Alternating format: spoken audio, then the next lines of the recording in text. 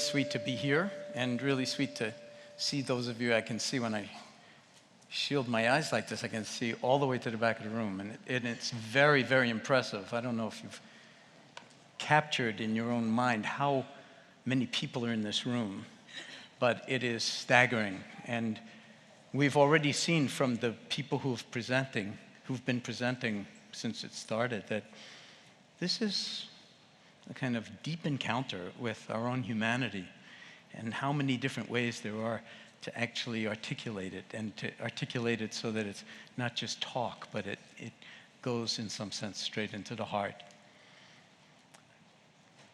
And you know, I just want to recognize that my colleagues Sharon Salzberg and Roshi Joan Halifax are here sitting in the audience, and probably many other really pioneering Dharma teachers, meditation teachers who are transforming the world. And I feel like any number of you could be up here in this position at the moment with the assignment that I've been given, which is do whatever you want, basically. Because if you look up on your program, it says I'm going to give a talk, and if you look on some other program, it says I'm going to do a guided meditation, and I don't know what I was told, actually. So I'm just permanently confused, which doesn't necessarily have to be a problem, because let's say you are confused at a particular moment. Has anyone else experienced confusion ever in your life? So, but how do you know you're confused? Who knows that you're confused? And who actually is driving the bus, you know? I mean, if there's the knowing of confusion, then there's the potential to be in a wiser, maybe even a wiser 2.0 version of the awareness of the mental state of confusion and how it expresses in the body. And then all of a sudden, you have freedom. You have degrees of freedom to navigate your own, like, not knowing, or your own, you know, discomfort. And that's the whole point. That it's not like everything else, you know, that if you're on the learning curve of like becoming a this or becoming a that, that you have to work hard and make it happen, and then you'll finally get to some place. And if you bring that perspective to meditation practice, you're already dead, as they would say in some Zen traditions. It's not that there isn't growth, there's not that there isn't development along the meditative trajectory through practice. But it's not merely instrumental. There's a non-instrumental element to it. And this is really hard for us to take in, for us to digest, for us to believe, because we usually feel like there's something wrong with us, and if only we could get it tuned, if we could fine-tune it enough, then we'd be okay. And maybe you've come here to find the secret to the fine-tuning so that you would be okay. And the non-instrumental piece of mindfulness or wisdom practices of any kind is that you're already okay. And maybe, again, that thing about who knows who's confused, or who knows who's anxious, or who knows who's angry. Maybe there's a whole universe sitting inside there that we just haven't ever figured out how to inhabit. So we're caught in our own impulses. We're caught in our own believing of our thought processes and our emotions. And, you know, we say, I'm angry, but we don't know who's using the personal pronoun. And if you start to inquire, like, who is meditating? Who is breathing? You know, it's fairly obvious. You know, we say, well, I'm breathing. You know, of course I'm breathing. And I like to joke that, well, that's true in a conventional sense, but let's face it, if it were up to you to be breathing, you would have died a long time ago. Whoops, forgot, you know, it's like dead. So the powers that be, however you want to frame them, don't let you anywhere near the actual brainstem functioning for breathing, cardiac function, liver function, anything else. Like you, whoever you think you are, with your liver and your brainstem and so on, you're not allowed anywhere near that. Because who you think you are and who you really are like infinitesimally close and also potentially infinitely far apart. And there's an enormous amount of suffering in the distance.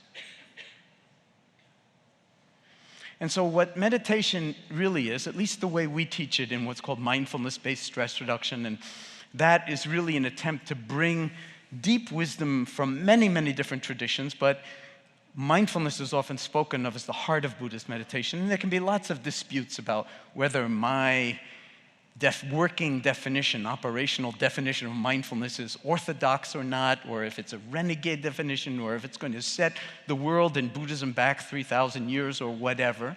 But the fact of the matter is that when we get in touch with what's deepest and best and most beautiful in ourselves already, then we don't actually have to get anywhere else.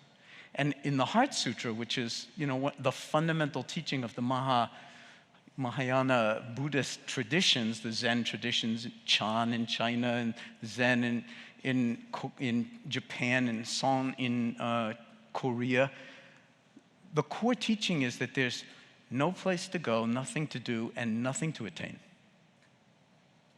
Now, that doesn't mean that there's nothing to attain. I mean, there's like a huge paradox here.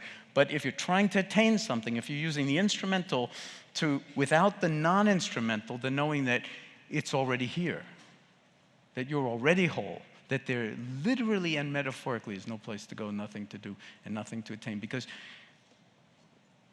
whatever you think you're looking for, as I think St. Francis said, is who's looking. And so it's like this beautiful mystery, and we saw it in the photographs, and we saw it in the place from which the comments, the talk so far in this stage has come, whether it's from the president of a country torn apart by genocide, or whether it's a photographer who's traveled around the world, or whether it's from a little girl with a lemonade stand. There's no one catechism. And yet, we're always secretly looking for the catechism, or my catechism is better than your catechism, or something like that. So, again, I was told not to give a talk, but to do a guided meditation. So I'm doing this is a guided meditation, because you know how the T-shirt sometimes says, I have one of these. I don't wear these kinds of T-shirts, but it says, meditation, it's not what you think. And it isn't. So my suggestion is that we actually drop in, okay? A lot of talk about presence, a lot of talk about silence. In fact, there could be so much talk about presence and talk about silence that we won't have any. And the kind of silence that's true silence, of course, doesn't necessarily mean that we can't speak. Okay, it's a deep inner listening, an interior silence that's never not here. In the same way as the heart is never not beating, in the same way as the eyes are never not working, in the same way as your liver is, sort of generating so many different enzymatic reactions per second to keep your whole physiology. And if a famous molecular biologist once said, I'd rather be at the controls of a 747 trying to land without any training in being a pilot than at the controls of my liver for 30 seconds. So we take an enormous amount for granted about our own deep beauty. And when the Buddhists talk about true nature or Buddha nature, I don't think this is just a metaphor. This is true. It's the actuality of it. But when we're lost in thought, underline the lost. So it's not that there's anything wrong with thought, but there's this whole other element of human experience, potential, and it's simple. You already have it. It's called awareness. It's like so camouflaged, it's out in the open. It's like awareness. Mindfulness, to a first approximation, it's awareness. If you hear mindfulness and you're not hearing heartfulness, in every Asian language, the words for mind and heart are the same. So we're not talking about some cold, clinical, cognitive task. We're talking about some profound aspect of our being that's already available to us. So let's actually learn how to, a lot of talk about resting, of finding some place where we can be calm, or, where our brains can settle, or blah, blah, blah about this or that, which is all beautiful, and I do it. I mean, I'm a scientist, and I love that stuff. But the fact of the matter is that when all is said and done, we shouldn't be doing this for our brains.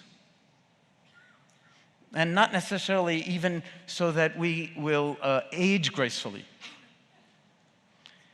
I would say that the motivation for doing this is to not miss your life.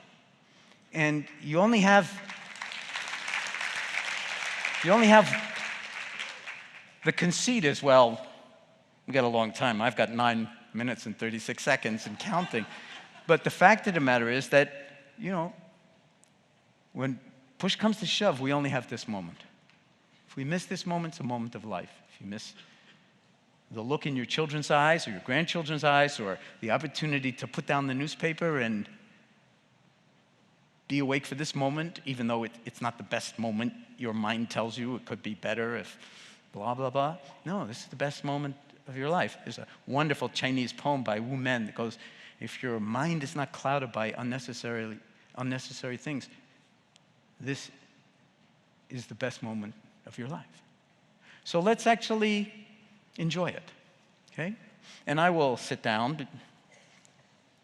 Although you could do this standing on your head, you could do this flying through the air. I mean, it's a non-doing, and it doesn't have to do with posture so much. It has to do with relationality, with your relationship to the entirety, the multidimensional, potentially infinite dimension of human life. And everything is inside of it. Gratitude is inside of it. Loving kindness is inside of it. Compassion is inside. There's nothing missing, so you don't have to stick anything in. You can just actually be who you already are. And let that just be good enough for now. Of course, the mind will say that's not good enough, but I'll get better as the meditation goes on or whatever that. But, the more you see that just as a thought and let it come and go, as was said just now, as a weather pattern in the mind, the clouds in the sky. So let's just see if we can drop into this moment. If you want to assume a dignified posture that embodies wakefulness and dignity, even at the end of a long day, maybe a lot of you traveled from very far, maybe some of you are jet lagged, still, it's this moment. Presumably, the breath is moving in and out of your body. If there's anybody who's having trouble with that one, please see me afterwards.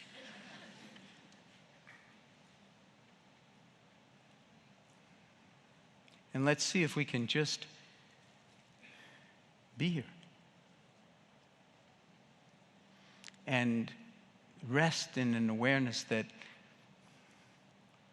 doesn't shut anything out, inwardly or outwardly. Sensations in the body, including breath sensations. We just ride on the waves.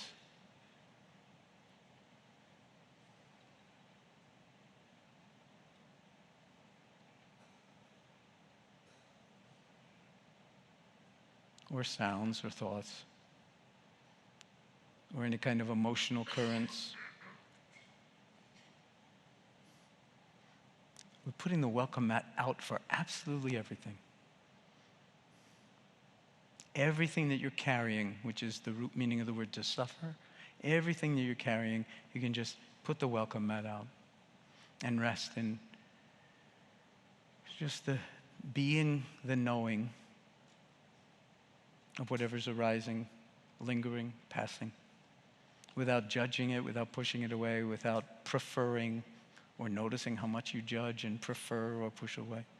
And just continually coming back to this moment just as it is, held in this embrace, if you will, I would say loving embrace of life unfolding moment by moment in your own awareness. And awareness is sometimes a synonym for silence. An inner silence, sometimes an outer silence. So a silence beneath my words, in between my words, beneath your thoughts, in between your thoughts. Just this. Just this.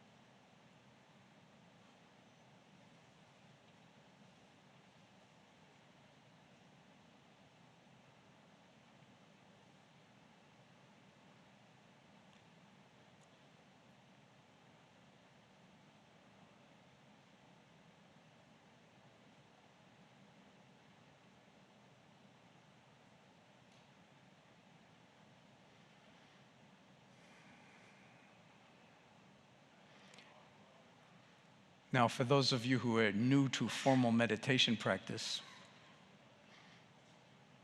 and people have said it on the stage, it doesn't take very long before you realize, maybe for the first time in a long time or ever, that your mind has a life of its own. And you may want silence or stillness, but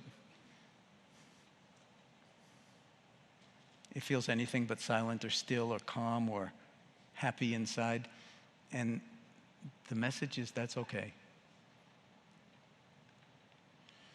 Awareness can hold it all. Things as they are.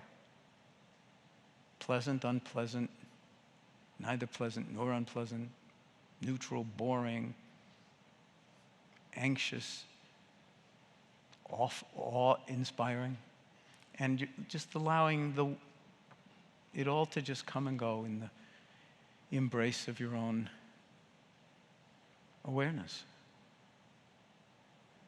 Moment by moment by moment, and breath by breath by breath, as if your very life depended on it, which it, of course, does. You would not have come to this conference if you didn't already know that. And it depends on it in more ways than you think. And it depends on it in more ways than we can think. That's why we need wisdom. 1.0, 2.0, 3.0.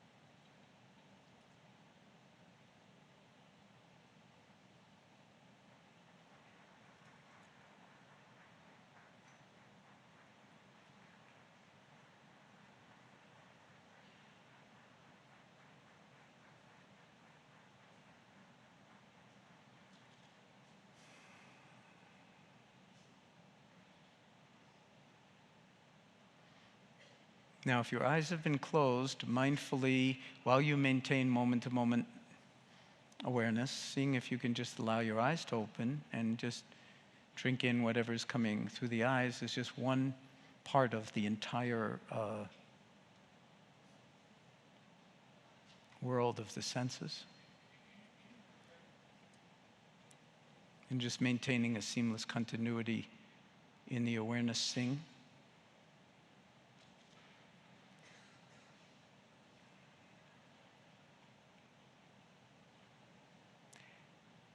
And whether there's nobody in front of you or there are many, many people around you and before you, seeing if you can now allow your awareness and your heartfulness to, in some sense, include not just your own field of awareness, but a sense of everybody else included in our collective intentionality to not only be present, but the actual presencing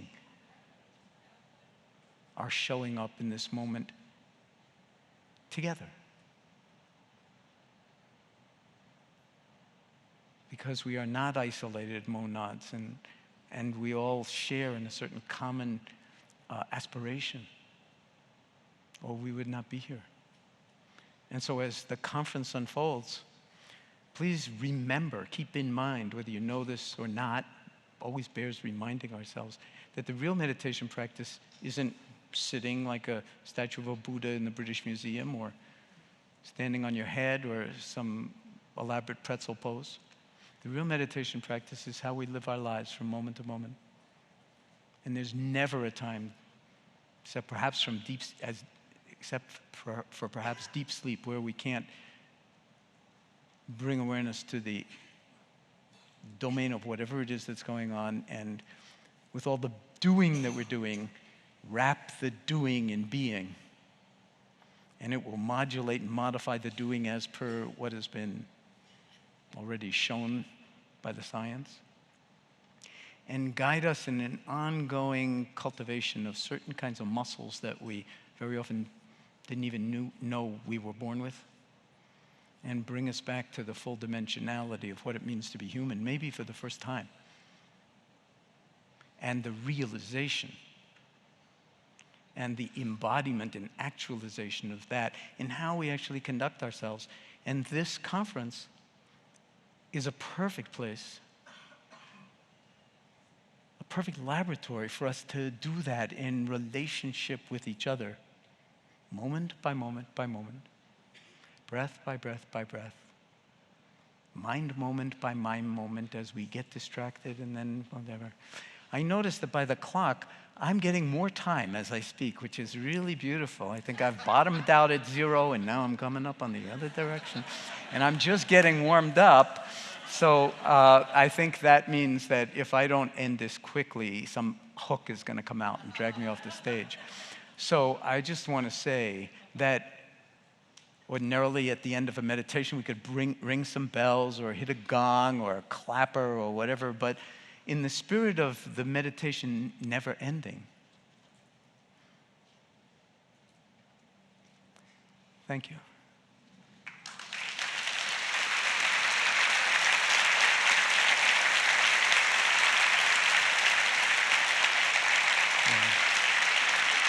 Let's take a moment and just look around. Just look around, stand up, look around, connect. I mean, just sort of drink in the beauty of each other. I mean, with the photographs on the screen, yes, all of those people are incredibly beautiful. The people in this room, there's no person in this room that's not as beautiful as any of the most beautiful people on those slides. So thank you, folks.